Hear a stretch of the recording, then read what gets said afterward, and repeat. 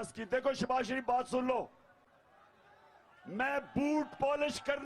पाकिस्तान तहरीक इंसाफ के चेयरमैन इमरान खान ने वज़ीर आज़म शहबाज शरीफ को आर्मी चीफ की तकर्री से मुतल्लक दिए गए बयान पर खूब आड़े हाथों लिया।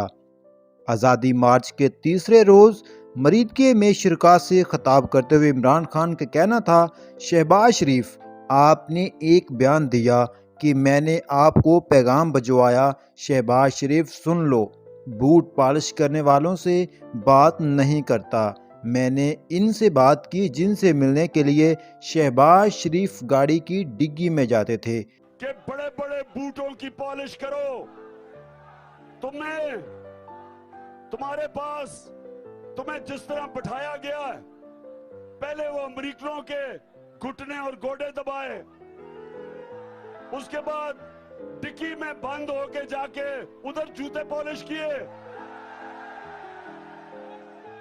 और आज सारी दुनिया में फिर रहे हो कि जी मुझे पैसे दे दो, पाकिस्तान को पैसे की जरूरत है।